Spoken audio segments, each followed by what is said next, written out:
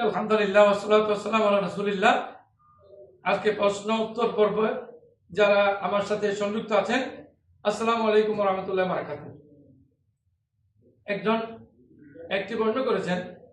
আসসালামু আলাইকুম হুজুর, আপনার কাছে আমার প্রশ্ন হলো, আমরা 5 ওয়াক্ত নামাজের পরে আল্লাহ তাআলার কাছে কি কি চাইতে পারি এবং আমাদের রাসূলগণ তারাও নামাজের পর আল্লাহর কাছে কি কি বিষয় চাইতেন? আপনি খুব সুন্দর প্রশ্ন করেছেন। এই প্রশ্নের উত্তরও একেবারে সুন্দর।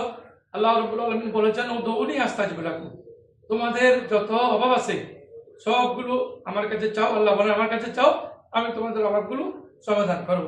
কেউ রোগের জন্য চায়, কেউ রোগের জন্য চায় তাহাজ্জুদের নামাজের পরে, অন্য নামাজের পরে, আল্লাহ আমি অসুস্থ, আমাকে সুস্থ করে দিন। তো কেউ অন্য নিজের সমস্যার জন্য চায়। রাসূলগণও আল্লাহর কাছে চেয়েছেন, আল্লাহর কাছে চেয়েছেন। আমি বুখারী শরীফের একটি হাদিস থেকে বলছি। হাদিসটা হলো 3399 নম্বর হাদিস বুখারী শরীফের।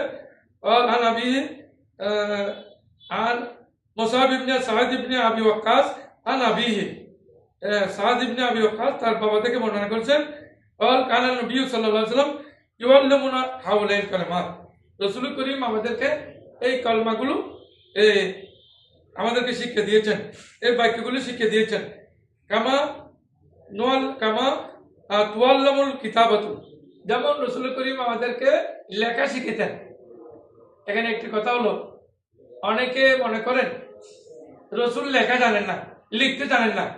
যেমন আমাদের দেশের একজন তথাকথিত দামিশ মুফাসসিরে কোরআন বলছেন, ওনার নাম দামিশ মুফাসসিরে কোরআন। এই জন্য বলছি, উনি বলেন আমাদের নবী লিখতে জানতেন না, কারণ আল্লাহ তাকে লেখা শিখেন নাই। নাউযুবিল্লাহি মিন যালিক। আমি এই দামিশকে বলবো, আরে রাসূল লেখা জানতেন না, রাসূল লেখা শিখেতেন। কামা তুআল্লামু কিতাবাতু, যেমন আমাদেরকে লেখা শিখেতেন, তেমনি আমাদেরকে দোয়া শিখেতেন। তো না জানলে শিখেতেন কেমনে? আর হাদিস শরীফ এসেছে, বুইস্তু মুআল্লিমান, আমি শিক্ষক হয়ে এসেছি। শিক্ষকের মধ্যে আগে হলো ছাত্র বলতে গেলে লিখা পড়া দুইটাই লাগে। কি লাগে? আগে লিখা, পরে পড়া। তো লিখা আর পড়া যদি দুইটার প্রয়োজন হয়, তাহলে রাসূলকে আল্লাহ শিখিয়েছেন আর রহমানু আল্লামাল কোরআন, আল্লাহ নবীজিকে কোরআন মজিদ শিখিয়েছেন। এখন কোরআন মজিদ শিখাইলে সেখানে লেখাও আছে, পড়াও আছে, সবকিছু আছে, দুনিয়া আছে, আখিরাত আছে। আপনার বৃক্ষ কেমনে লাগাবেন এটাও আছে, দুনিয়ার কোন কাজ কিভাবে করতে হবে ওটাও আছে, কবর জগতে কি করতে হবে, কবর জগতের অবস্থাকে, হাসরের অবস্থাকে, সব কোরআন মজিদে আছে। কিন্তু আল্লাহ রসুলকে আল্লাহ রাব্বুল আলামিন দয়া করে কোরআন মজিদ শিখিয়েছেন। তো যাকে আল্লাহ দয়া করে কোরআন মজিদ শিখিয়েছেন, তিনি এটা জানেন না, এটা জানেন না, এটা জানেন না বলে এটা হলো মূর্খদের কাজ। যারা বলে তারা মূর্খ, তারা বলে তারা গণ্ড মূর্খ, তারা কিছু জানে না, জাহেল মুরাক্কাব। রসুল সব জানতেন এবং রসুল শিক্ষা দিয়েছেন।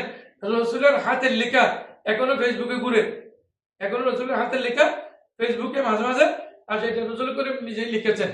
হযরত আলী রাদিয়াল্লাহু তাআলা বলতেন, আলী এইভাবে লিখো, এটা এমন করে দাও, এটা এমন করে দাও, এটা বড় করে দাও, এটা ছোট করে দাও, কফ এইভাবে দাও, জিম এইভাবে দাও, হা এইভাবে দাও। রসুল লেখা না জানলে বলে শিখাইলেন কেমনে? তো এখন উনি বলতেছেন, হযরত সাদ বিন আবি ওয়াক্কাস রাদিয়াল্লাহু তাআলা আনহু, উনি ওনার বাবা থেকে বর্ণনা করে উনি বলছেন, রসুল আমাদেরকে যেভাবে লেখা শিখেতেন, সেইভাবে আমাদেরকে দোয়া শিখেতেন। দোয়া কি? আল্লাহুম্মা ইন্নী আউযুবিকা মিনাল বুখলি ওয়া আউযুবিকা মিনাল জুবনি, হে আল্লাহ আমি কৃপণতা থেকে আপনার কাছে আশ্রয় প্রার্থনা করি। সাথে মিনাল জুবনি, এবং আমরা এটা উর্দুতে বলা বুজদিলি, কাপুরুষতা থেকে আমরা আল্লাহ আপনার কাছে প্রার্থনা করি, এই আশ্রয় প্রার্থনা করি। আউযুবিকা মিন আন তুরাদ্দা ইলা আরযালিল উমর। আর এখানে আরেকটি গুরুত্বপূর্ণ দোয়া হলো যে আল্লাহ আমি জীবনের শেষ বয়সে যাতে কষ্ট না পাই, সেই জন্য আমি আল্লাহর কাছে দোয়া চাই।